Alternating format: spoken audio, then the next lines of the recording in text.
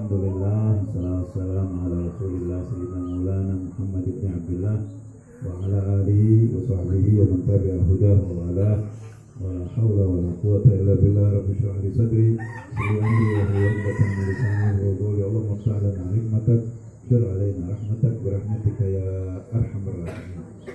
Muhtaramun wal muhtaramat wal mukarramat, bersama kita para tuan-tuan guru, para tamu-tamu besar, teman-teman jawara dari Provinsi DKI Jakarta, yaitu diantaranya Haji Muhammad Bakhtiar yang punya sanggar pitung di Rawablong. Kalau antum sekalian ke Jakarta, Rawablong, ada sejarah dulu pitung pernah ada di sana.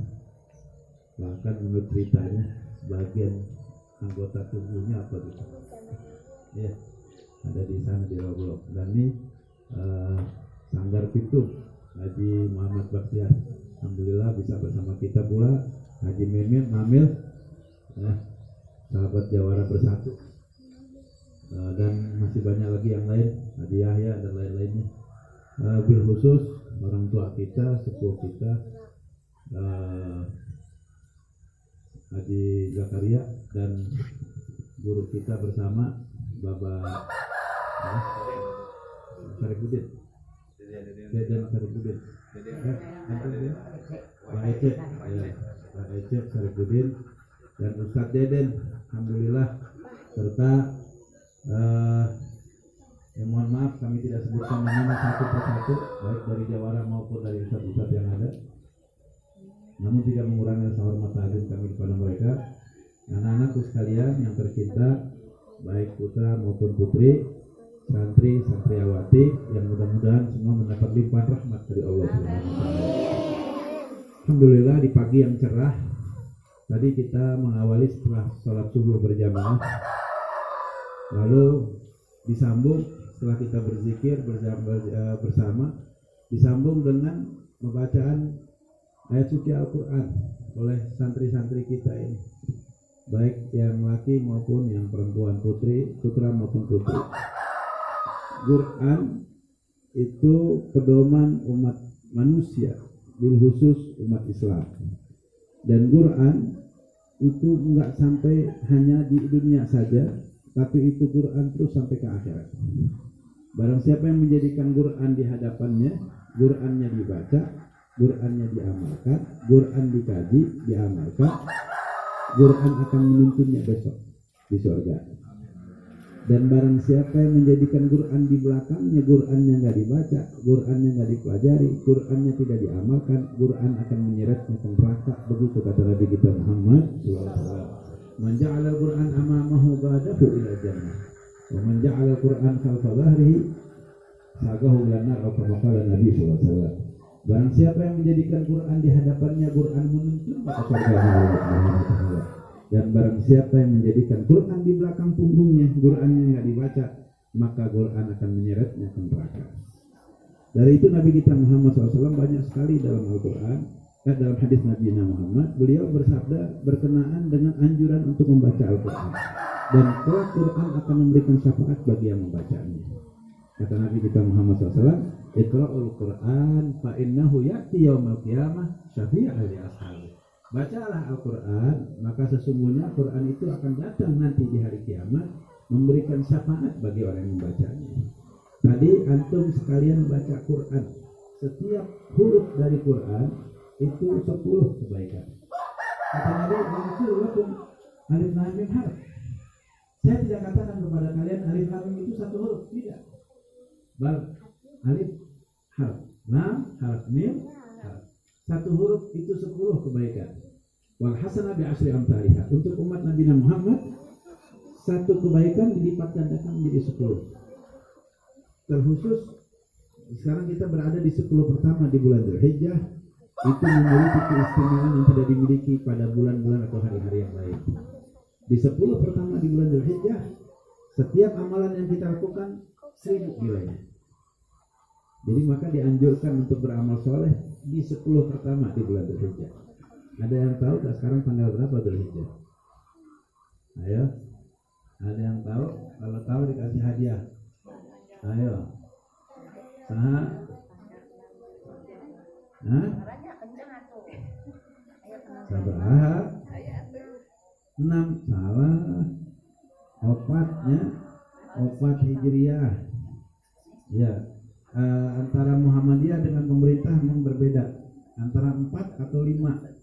Sekarang ini menurut pemerintah, yaitu hasil sidang isbat kemarin, Wakil Menteri Agama mengatakan bahwa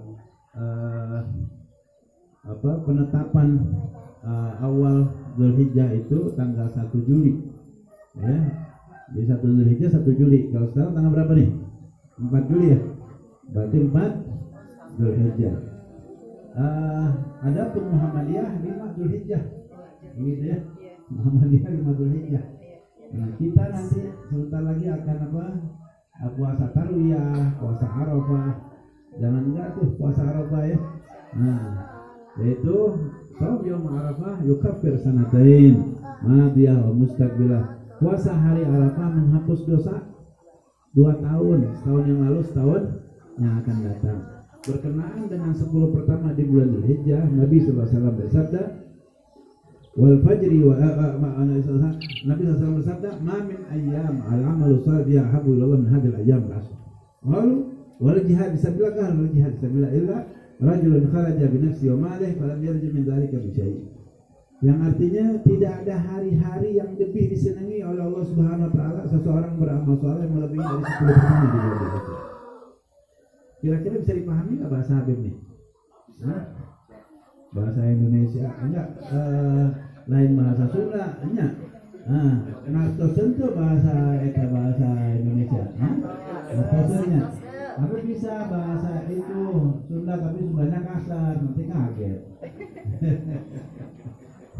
Jadi tidak ada hari-hari yang lebih disenangi oleh Allah Subhanahu wa taala seseorang beramal soleh melebihi dari 10 pertama di bulan Dzulhijjah. Tidak ada hari-hari yang seseorang beramal soleh pada hari itu lebih disenangi oleh Allah Subhanahu wa taala yang melebihi dari 10 pertama di bulan Dzulhijjah. Subhanallah. Kapan nih sekarang kita berada di 10 pertama itu? Ketika Nabi sampaikan itu, mereka bertanya, tidak juga jihad ya Rasulullah, tidak juga jihad, kata Nabi. Kecuali seseorang, padahal jihad itu dalam Islam yang paling tinggi dalam Islam itu jihad di jalan Allah, berperang, berjuang di jalan Allah. Perang suci dalam sejarah dulu pernah dilakukan oleh Nabi Muhammad bersama para sahabatnya, kemudian diteruskan oleh pelanjut mereka yang berjuang suci karena Allah. Ya, bukan bom sana bom sini. Ya. Nah, pelaku-pelaku orang-orang yang tidak bertanggung jawab itu bukan jihad. Dia bukan mati syahid tapi mati sangit. Kalau yang begitu bukan mati syahid tapi mati apa? Sangit. Tidak juga jihad ya Rasulullah, tidak juga jihad kata Nabi Muhammad. Kecuali seseorang yang keluar dari rumahnya, dia bawa harta dan dirinya lalu tidak kembali lagi dari yang demikian sedikit pun. Seperti ada orang yang keluar, dulu kita dengar ada Osama bin Laden. Dia itu keluar dari rumahnya bawa uang berjuta-juta, ya, bisa jadi bermiliar atau triliunan. Lalu dia nggak kembali lagi ke rumahnya sampai meninggal di jalan Allah Subhanahu wa taala berperang, berjuang di jalan Allah, mempertahankan agama Allah Taala yang suci.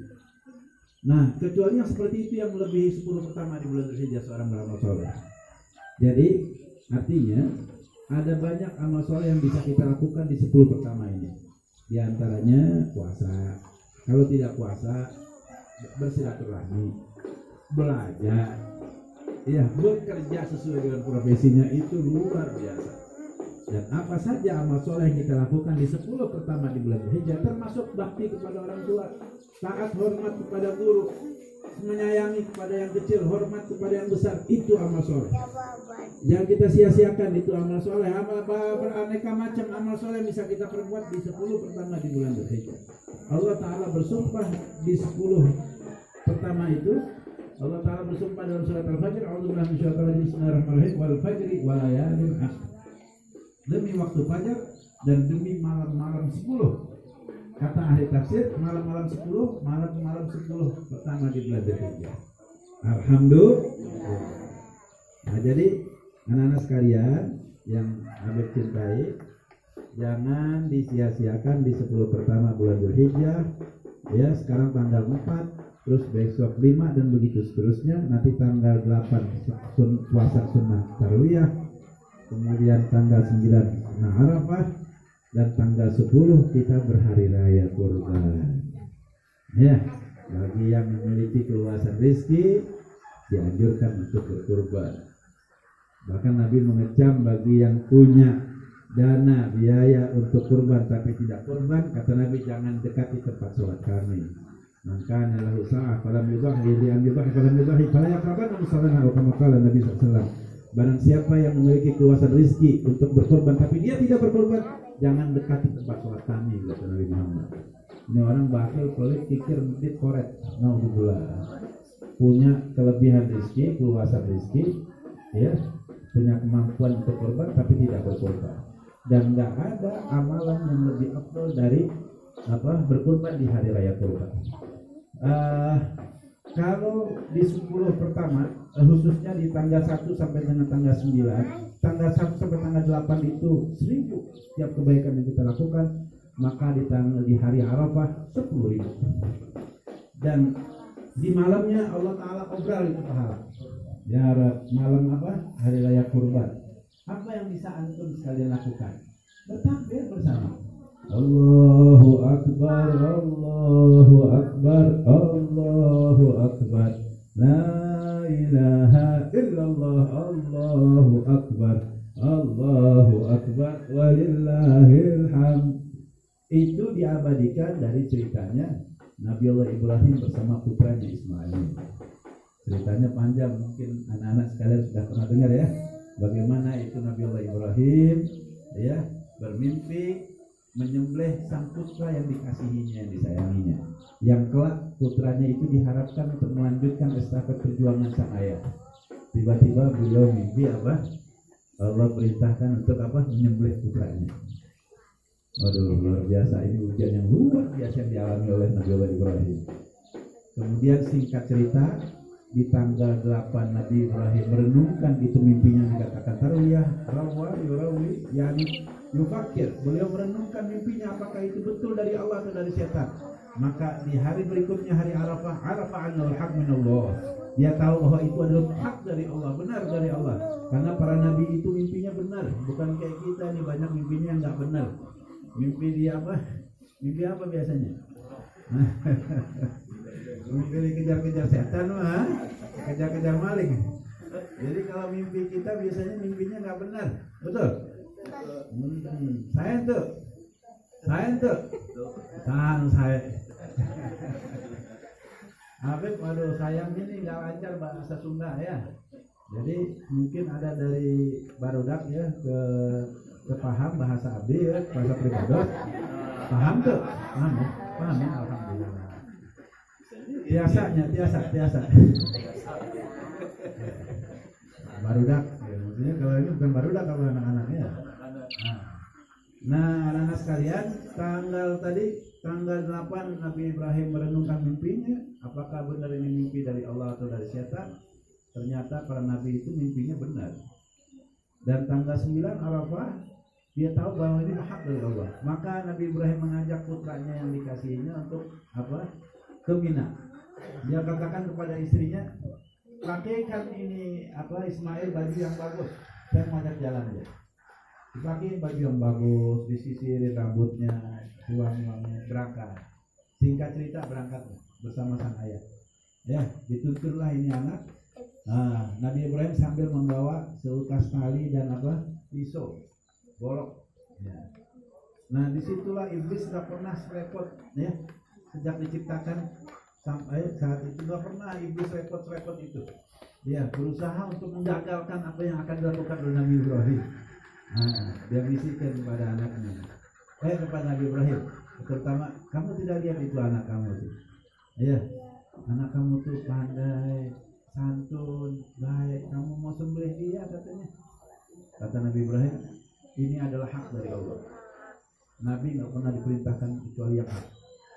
Dan terus Nabi Ibrahim berjalan, nggak hiraukan itu omongannya iblis. Iblis pun akhirnya putus asa mengganggu Ibrahim, Nabiullah Ibrahim alaihissalam. Kemudian mendatangi sang ibunya Nabiullah Ismail, Siti Hajar, ya, sang istrinya Nabiullah Ibrahim. Nah, tidakkah kamu tadi melihat bahwa ayahnya Ismail itu bawa seutas tali dan pisau, dia mau bunuh anakmu tuh. Nah, kenapa dia bunuh? Kata Siti Hajar, karena katanya itu perintah dari Allah. Oh, Nabi tidak pernah diperintah kecuali yang benar. Nah, iblis juga putus asa menggoda Siti Hajar. Gagal lagi itu iblis mendatangi sang putra, ya, Nabi Ismail. Ketika itu masih kecil, ya, usia 7 10 tahun. Pokoknya masih kecil. Nah, didatangilah Ismail. Tidakkah kamu lihat itu? Ayah mau bawa apa itu katanya? Bawa pisau dan seutas tali. Tahu nggak? Mau bunuh kamu. Itu kalau ditanya sama anak-anak di sini kira-kira bagaimana tuh? Lagi diajak jalan begitu ada orang kata begitu, benar kabur ya. Bisa jadi kabur, takut siun. Ya. Oh iya benar tuh katanya ada apa? Ada golok, ada tali. Nah, tapi Nabi Ismail nggak dengar kata itu iblis. Katanya kenapa dia mau bunuh saya? Ya katanya itu perintah dari Tuhan. Oh, Nabi tidak diperintah kecuali itu hak dari Allah. Akhirnya Nabi Ismail pun melemparkan ke iblis batu, dan itu diabadikan dalam melontar jamrah. Nah, ula mustaqabah dalam hadis itu ya. Nah, gagallah usaha iblis untuk itu.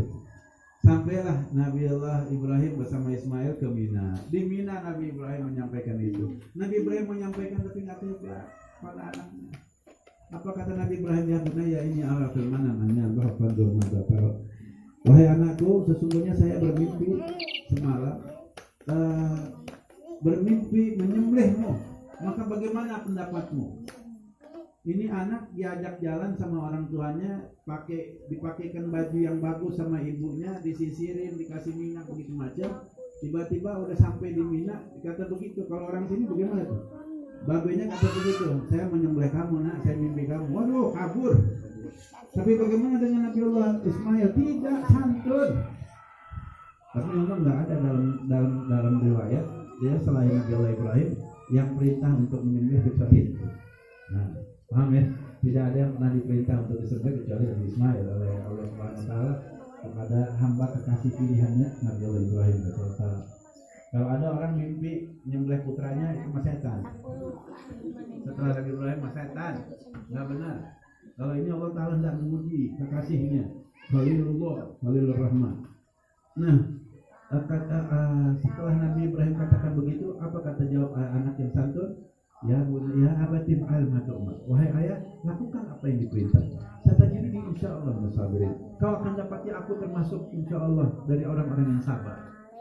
Masya Allah, anak yang santun, jawabannya yang cukup menolong orang tuanya. Kata Nabi Ibrahim, ni'mal aun anta ya waladi li amrillah. Sebaik-baik pertolongan kamu wahai anakku atas perintah Allah. Ya, itu karena anaknya bilang apa? Ya habatif al-matur wahai ayah, lakukan apa yang diperintah. Satajiduni insyaallah sabirin. Kau akan dapati aku termasuk orang-orang yang sabar. Namun ada pesan-pesan Nabi Allah Ismail. Waktu itu masih kecil, dia berpesan apa? Ayah, nanti kalau sembelih saya katanya, ayah jangan hadapkan wajah saya ke muka ayah, ditebalikkan katanya, supaya ayah tidak kasihan dengan saya katanya.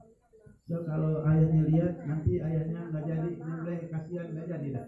Nah kemudian ayah jangan sampai darah ya itu nanti ketika disembelih mencerat ya ke baju ayah. Nanti ibu bakal tanya itu darah apa. Kalau dia tahu itu darah saya, maka ibu akan nangis dan sedih. Ayah, ini kalau ibu kangen rindu sama saya, cukup kasih baju saya katanya. Ya. Kemudian ayah ketika hendak memotong atau menyembelih saya, tolong diikat nih semua tangan dan kaki saya. Sedih jemaah sekali, luar biasa. Kemudian selanjutnya Nabi Ibrahim setelah mendapat pesan-pesan dari sang putra yang dikasihinya, Nabi Ibrahim pun melakukan itu penyembelihan. Dan Allah Ta'ala ceritakan falamma aslama wa tallahu lil jabin. Tatkala keduanya pasrah, Nabi Ibrahim pasrah, putranya pasrah, wa tallahu lil jabin, dan kemudian berusaha untuk apa? Menggoroknya atau menghunusnya itu ya pisau ke leher sang putra yang dikasihinya, namun tidak bisa. Mungkin tumpul, dicobalah batu dibelah, terbelah. Bukan pisaunya ini yang tumpul. Kemudian malaikat Jibril, para malaikat menyaksikan apa yang dilakukan oleh Nabi Allah Ibrahim terhadap putranya. Malaikat tercengang, kaget melihat apa yang dilakukan oleh kekasih Allah, Nabi Allah Ibrahim yang hendak menyembelih. Dia laksanakan perintah Allah. Semua para malaikat menyaksikannya terheran-heran. Dan Allah perintahkan malaikat Jibril untuk mendatangkan